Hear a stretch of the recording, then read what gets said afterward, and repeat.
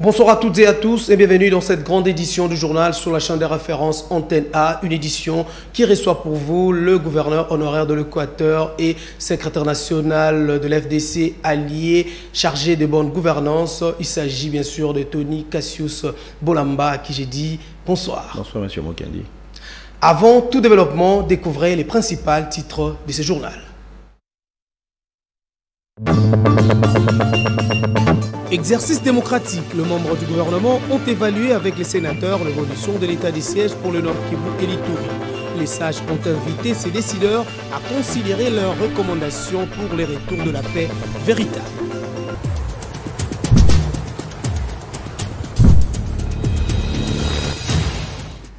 Direction centre interdiocésain où nous amène Sylvie Fortuné Mboula. Les confessions religieuses ont repris les travaux ainsi pour offrir aux Congolais par consensus le nom du successeur de Corneille Nangaa à la tête de la CENI. Le délai de 72 heures va expirer demain, dimanche à minuit suivant.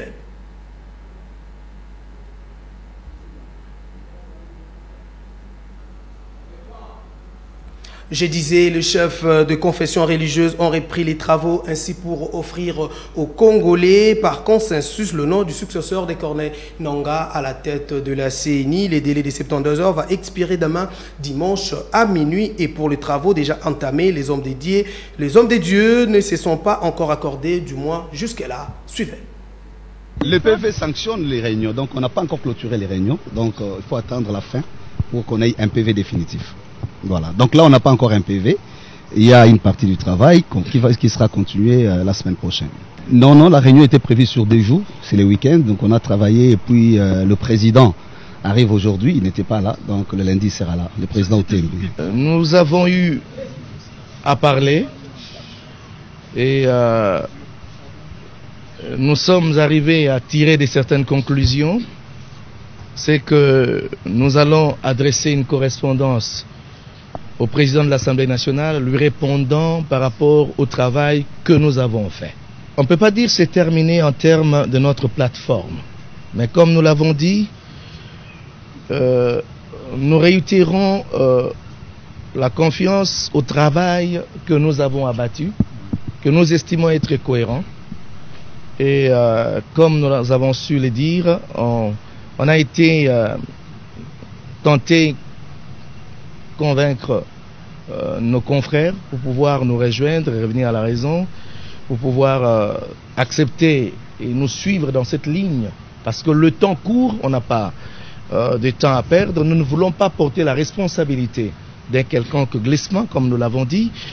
Alors, ça n'a pas été facile, il y a eu encore beaucoup trop de choses. Nous respectons, n'est-ce pas, les avis de chacun de nous, et surtout les avis qui viennent des églises sœurs, disons la Cinco, ou l'église catholique et l'église protestante. Nous avons fait un travail, le reste vous le saurez lorsque l'Assemblée recevra la correspondance que nous allons lui adresser. Nous dirons à l'Assemblée nationale ce que nous avons fait comme travail et ce que nous pensons par rapport à la CENI et ce qui est un travail collectif. Nous pensons tous que c'est le meilleur qui doit diriger.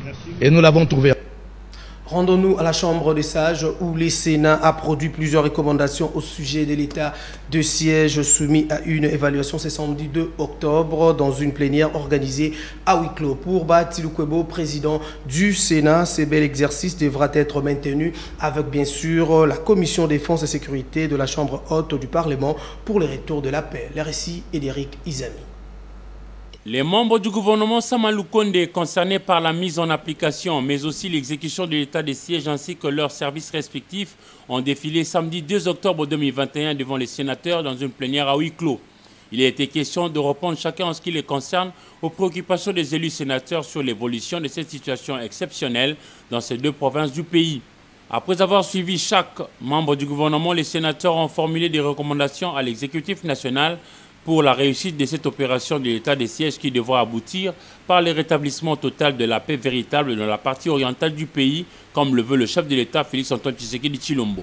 Le président du Sénat, qui a salué la pertinence de cet exercice, a souligné que cette évaluation devra demeurer permanente à travers la Commission défense et sécurité du Sénat. Ces échanges se poursuivront jusqu'à la fin de l'état de siège. Notre commission défense, sécurité et frontières poursuivra son travail dans les jours et semaines à venir et restera en contact avec les membres du gouvernement qu'elle souhaitera éventuellement écouter ou approfondir avec certains aspects de la question. Juste après cette évaluation, les sénateurs ont voté à l'unanimité pour la 9e fois la prorogation de l'état de siège dans une partie de la République démocratique du Congo. Le président du Sénat, Bahati Lukwebo, a par la même occasion appelé le gouvernement à redoubler d'efforts pour que la population de ces deux provinces concernées, l'Ituri et le Nord Kivu par l'état de siège, puisse vivre réellement la paix véritable avant la sollicitation d'une prochaine prorogation qui ne devrait plus être du reste un fait automatique. Pour lutter contre toute crise humanitaire qui pourra surprendre le Congolais, une ordonnance a été publiée par le chef de l'État congolais, Félix-Antoine Tshisekedi Tshilombo, en vue de la création d'un établissement public du nom de la Caisse de solidarité nationale. C'est l'un des points évoqués au Conseil des ministres, dont voici l'extrait avec Patrick Mouyaya, porte-parole du gouvernement. Le décret portant création, organisation et fonctionnement d'un établissement public. La ministre des Affaires sociales, Action humanitaire et solidarité nationale, représentée par la ministre déléguée auprès du ministre des Affaires sociales chargé des personnes vivant avec handicap et autres personnes vulnérables, a fait à l'attention de membres du gouvernement l'économie du texte du décret portant création, organisation et fonctionnement d'un établissement public dénommé Caisse de solidarité nationale et de gestion humanitaire de catastrophes en République démocratique du Congo. C'est une initiative motivée par la nécessité de tirer les leçons du caractère imprévisible de catastrophes naturelles en se dotant d'une capacité d'intervention et de riposte à toute crise humanitaire qui pourrait survenir. Au terme de ces projets de décret, la Caisse présentée comme un mécanisme d'expression de la solidarité nationale sera dotée de la personnalité juridique et jouira d'une autonomie administrative et financière. Elle aura pour objet notamment de mobiliser et de canaliser tous les flux financiers et matériels nécessaires à la couverture de crises humanitaires, de procéder à la prise en charge urgente et efficiente des victimes des catastrophes et autres calamités, et d'assurer la coordination des interventions et des actions humanitaires. La ministre déléguée a indiqué que les ressources de cet établissement public seront constituées des allocations budgétaires de l'État, de la solidarité nationale et internationale, de subventions diverses et des contributions de bailleurs de fonds. Après débat et délibération, le Conseil a adopté ces projets de décret. Commencé à 11h24, la réunion du Conseil des ministres a pris fin à 16h14.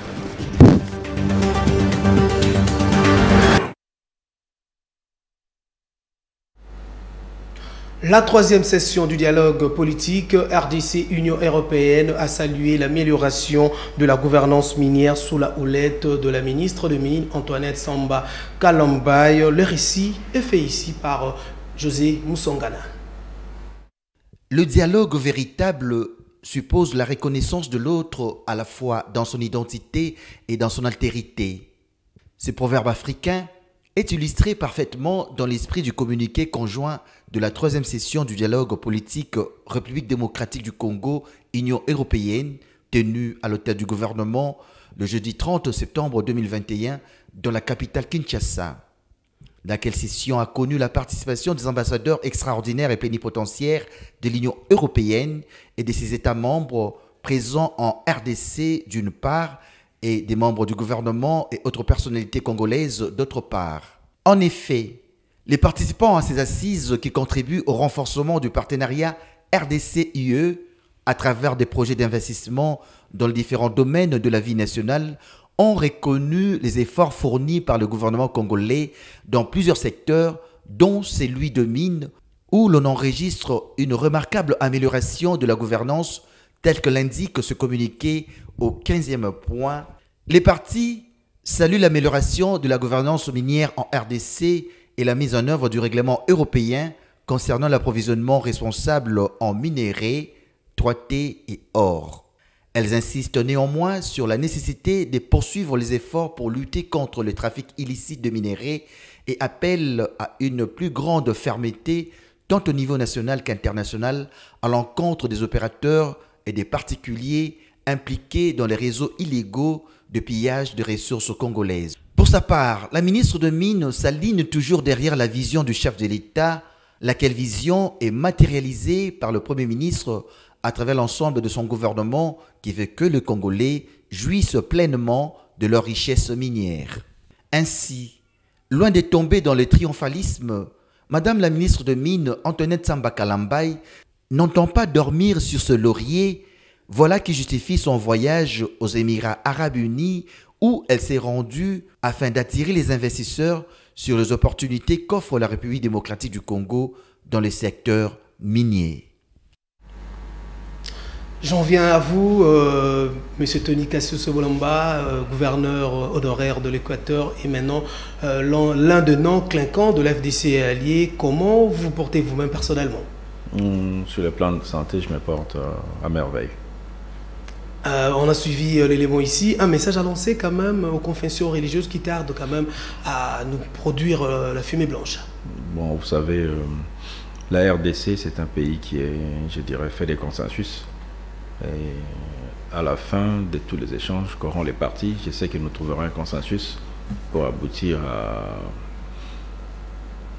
à un arrangement meilleur pour que nous puissions avancer pour le bien de la République. Comment se porte, je dirais, actuellement votre province chérie, je dirais, l'Équateur, tout en rappelant que vous étiez gouverneur à l'époque? Bon, j'étais à l'Équateur il y a 5 jours.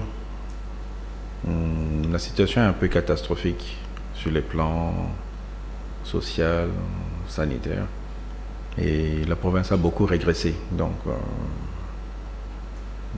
mais je dirais, on observe une confusion, une sorte d'imbroglio total depuis quelques mois entre l'organe délibérant et l'organe exécutif. Quelle est votre lecture dans cette situation? Bon, la lecture est simple. Vous savez, la situation qui traverse actuellement l'Équateur, si nous prenons les causes endogènes et exogènes. Donc, endogènes, nous avons à l'intérieur une gouvernance non éclairée qui n'a pas de vision claire pour la population. Exogène, ce sont les parrains qui nous ont amené cette vision ténébreuse de la gestion de la cité, d'où la crise qui prévaut actuellement dans la province. Quelle est, je dirais, selon vous, la solution pour sortir, je dirais, de cette crise qui frappe l'Équateur? Bon, la solution est simple. Il faudrait qu'il y ait une gouvernance claire, avec une vision claire, avec des objectifs clairs pour le bien de la République et le bien des populations d'Équateur. Je dirais, selon vous, quelle est pour vous la potion magique pour mettre aux nombreuses crises qui ont secoué cette province de l'Équateur? Non, la potion magique n'existe pas. Il faut juste un leadership clair. Actuellement, j'estime que la province n'a pas de leadership clair et il n'y a pas de vision ni de visibilité pour la bonne gestion de cette partie de la République qui est devenue, je pense, qui est devenue ou qui est redevenue, parce qu'à notre époque, nous avons su assainir la mafia qui avait pris place dans la province. Après, la mafia s'est réinstallée. Donc, la potion magique n'existait pas. Il faut juste une vision claire de la gouvernance avec orthodoxie et des leaders qui vont servir le bien-être de la population de la République avec beaucoup d'abnégation et sans état d'âme pour la mafia. Avec tous ces noms clinquants qui comptent l'Équateur, mais jusque-là, cette province reste toujours pauvre. Non, la province de l'Équateur, je dirais pauvre dans les quotidiens de ses concitoyens, mais nous sommes une province qui a beaucoup de potentialités. Et si, comme dans les combats actuels, si je prends l'exemple, avec l'IGF, tout ça, si nous mettons fin à la mafia, les richesses de l'Équateur profiteront à l'Équateur, comme dans la République, avec la traque qui est en train de faire actuellement l'IGF contre les mafieux qui avaient pris les pays en otage. Si cette traque continue, le bien-être de la population sera assuré. Je dirais l'Équateur profond via son peuple lance comme une sorte d'appel de pied à votre endroit, bien sûr. Votre réponse, parce qu'on réclame Tony Cassius Bolomba. Bon, je ne sais pas si on me réclame dans cette partie. Certes, j'ai eu une très bonne coopération, collaboration et cohésion avec les populations et toutes les institutions de la République installées dans la province. L'élan qui a été cassé par mon ancien ministre de l'Intérieur, avec qui nous n'avions pas la même vision de l'approche de la gestion de la cité. Bon, la population a son jugement de ma gouvernance quand j'étais là. Vous êtes journaliste, peut-être que vous avez des éléments que moi je n'ai pas. Tout ce que je sais et que je pense que je suis en bon terme et en symbiose et en cohésion avec mes populations qui me le manifestent à chaque fois que je visite mes terres. Pour essayer un peu de construire ou de reconstruire l'Équateur, prioritairement, où commencer, dans quel chapitre? L'électricité. Sans électricité, on ne peut pas attirer les investisseurs. Nous avons commencé un projet d'ailleurs que nous avons laissé d'un parc solaire à Ingada. Ça nous a créé beaucoup de problèmes. Donc pour l'Équateur, je ne parlerai pas que de l'Équateur du côté Mbandaka, je parle du Grand Équateur. Dès que nous avons résolu les problèmes d'électrification du Grand Équateur, cela va rebooster nos industries. Dans le nord Ubangi, on a eu des industries brassicoles, tout ça, même en Mbandaka, nous avons eu certaines industries, des riz, des cafés. Nous avons des industries, mais qui ne fonctionnent pas parce que nous n'avons pas d'énergie électrique pour industrialiser ou semi-industrialiser nos terres. Donc la solution pour sortir l'Équateur du marasme économique actuel passe par l'électrification de la province. J'en reviens à vous, monsieur Tony Cassius Bolomba. Justice, dans ce journal, plusieurs audiences ont été tenues dans différentes juridictions militaires, aussi bien à la haute cour, à la cour militaire qu'au tribunal militaire de garnison durant le mois de septembre qui s'est clôturé. Les dossiers et de Sylvain Kapombo Bosengele.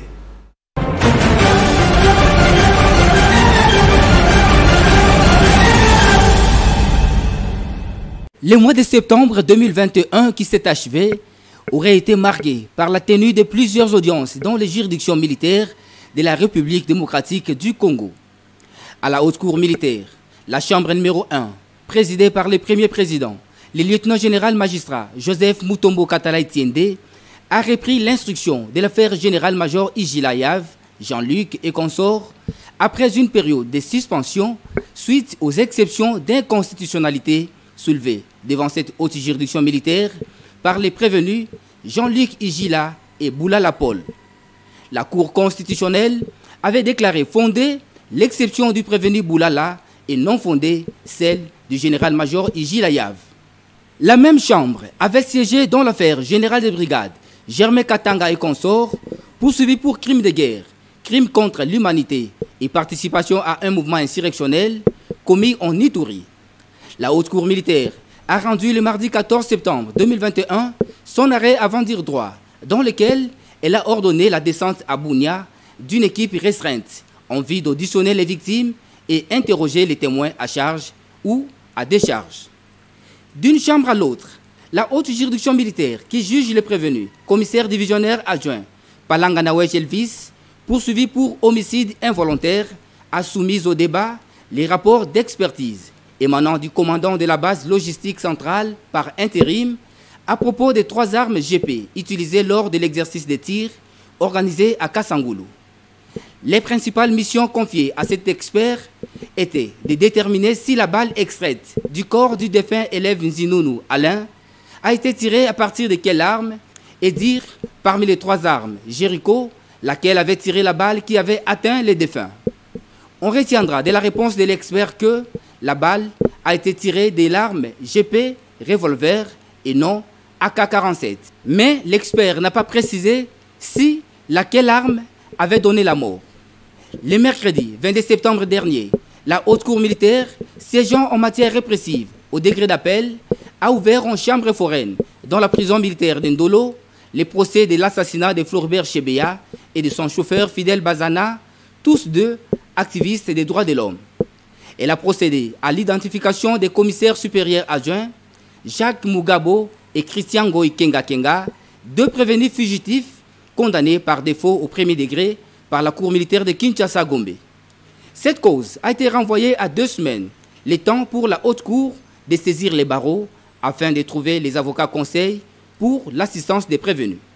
Cette même chambre, présidée par le colonel magistrat Martin Ekofo Inganya, a acquitté au degré d'appel les prévenus juniors Dialungana Diakese, chef d'agence TMB Bounia.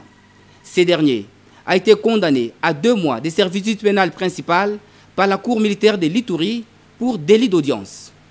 De son côté, le tribunal militaire de garnison de Kinshasa-Ngaliema, qui a jugé en procédure de flagrance les prévenus APP Sefou Magbongo, poursuivi pour meurtre de son chef, le colonel Kassongo, commandant second de la Légion nationale d'intervention, a rendu le lundi 13 septembre 2021 son verdict.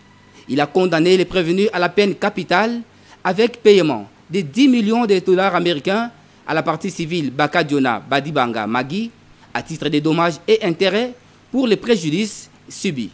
Montant que le condamné doit payer avec l'État congolais. Au tribunal militaire de garnison de Kinshasa-Gombe, le lieutenant Mungu Atosha Christophe de la première zone militaire a été condamné à 7 ans de servitude pénale principale avec paiement de 150 000 francs congolais de frais d'instance. Il a été reconnu coupable de l'infraction des violations des consignes mises à sa charge par l'organe poursuivant.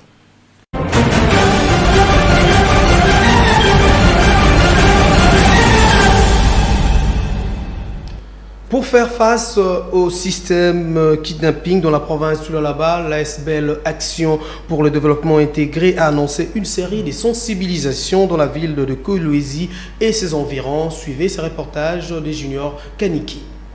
Nous sommes en train de viser à tenir une activité par rapport à ce phénomène que nous avons pu remarquer dans la communauté, précisément dans le Grand Katanga.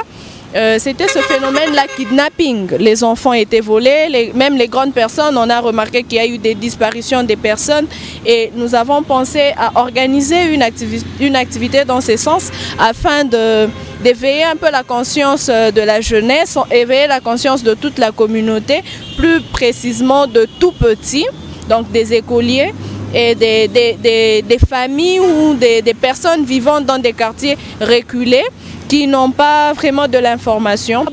Tukuna mione chasema hii mambo ya kidnapping ni mambo ya biakweri. Bantu beko napotea mumukini na kama muri remarquer que ni mambo moi inafasa inashuka pengine kwa ni parce que c'était en vacances, mais ça n'exclut pas la sensibilisation, ça n'exclut pas la prévention. Tout est souple, tout protéger batoto. On ne peut pas parler du développement quand il n'y a pas la sécurité parce que déjà ce phénomène kidnapping, on est en train de diminuer la richesse du côté du point de vue des personnes, les ressources humaines. Voilà. Quand il n'y a pas des hommes, on ne parlera pas du développement parce que nous sommes en train de nous développer pour ce genre-là. Rentrée scolaire, on pense que Binena Kurudia. Alors pour prévenir cela, nous allons éveiller les enfants, les écoliers, tous les tubatoto tormamasomo, tout abafundisha. D'une Asbel à une autre, la voix des oubliés que dirige l'ambassadeur humanitaire Honoré Luango a visité les hommes de vieillard de Cabinda, situé dans la commune de Lingwala, ceci dans le cadre de la célébration de la journée mondiale pour les personnes âgées. José Moussongana. Le monde entier a célébré ce vendredi 1er octobre la journée internationale pour les personnes âgées. L'occasion pour l'Asbel, la voix des oubliés, de remettre un lot de produits en vivre et non vivre au home de vieillard de Cabinda, situé dans la commune de Lingwala. L'association La Voix des Oubliés avait résolu de